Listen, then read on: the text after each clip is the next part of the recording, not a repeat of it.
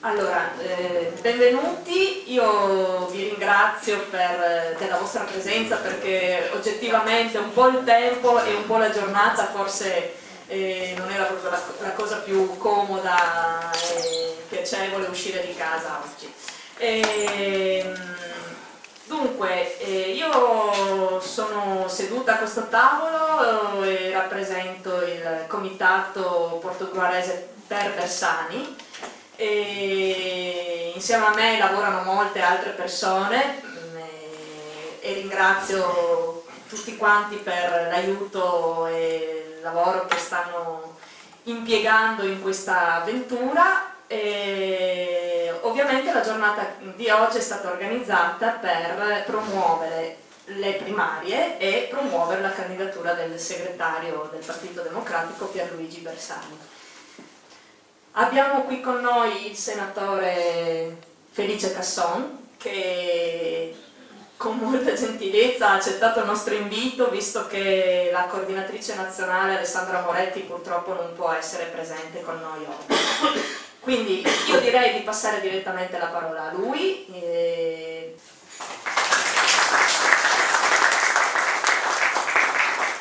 Innanzitutto buongiorno a tutte e buongiorno a tutti.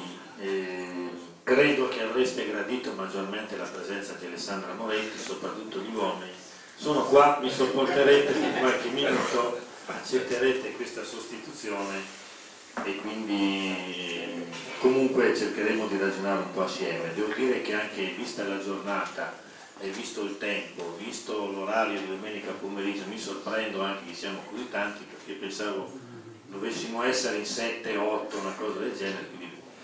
direi che è un segnale positivo visto il momento. Io poi sono vestito ancora d'acqua alta perché vengo da Venezia dove c'era 1,48, mi mostrava prima una foto, ci sono due che hanno fatto il bagno in piazza San Marco, tanta alta era l'acqua, quindi una giornata terribile. Comunque siamo qua e credo che sia importante anche avere questi momenti di incontro, di ragionamento, di riflessione se vogliamo, per cercare di capire da una parte qual è la situazione politica e economica del nostro paese, pure in sintesi, perché certamente non è il momento di allungarci eccessivamente, e sia soprattutto come noi ci avviciniamo a questa fase delle primarie, con quali candidati, con quali idee e secondo quale spirito. E prima di entrare direttamente sul tema del candidato che anch'io sostengo, che è Pierluigi Bersani, credo sia importante ribadire che questo clima da primarie, in questo momento, in questa situazione, sta facendo molto bene il partito. E io credo che nonostante le diatribe, anche alle volte le contestazioni più o meno grandi che ci sono, questo dialogo tra i vari candidati sia certamente positivo, un segno di vitalità per il nostro partito. In questo sembra anche che i sondaggi ci premino, nel senso che riconoscono che l'unico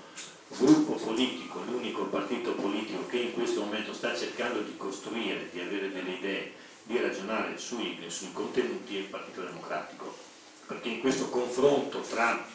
personalità diverse, avvicinandoci al periodo del voto per queste primarie che poi sono di coalizione, riusciamo a tirare fuori anche dei contenuti, a fare delle proposte e anche a indicare delle prospettive per le elezioni politiche dell'anno prossimo. Va detto che in questo momento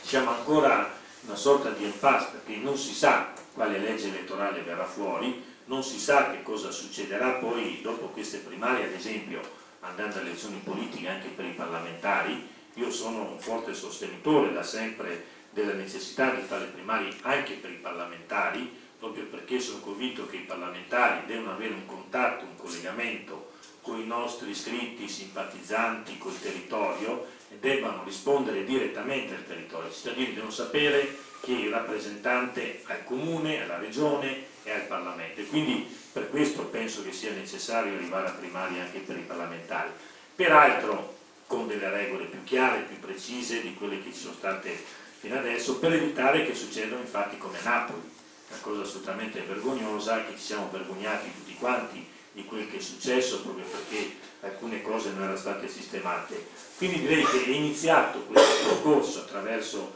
la scelta del candidato alla presidenza del Consiglio dei Ministri e poi vedremo la scelta dei nostri parlamentari, per arrivare nella primavera dell'anno prossimo a candidarci come forza di governo di questo Paese. E poi, quando vedremo quale sarà questa legge elettorale, non è che sono finiti tutti i nostri problemi quando avremo scelto il nostro candidato alle elezioni politiche, perché c'è una fortissima tendenza, neanche più tanto nascosta, direi che si sta palesando sempre di più, di fare in modo che chi sarà il vincitore possibile, diciamo, e tocchiamo ferro tutti quanti in questo momento secondo i sondaggi, e cioè il Partito Democratico, fare in modo che non possa governare.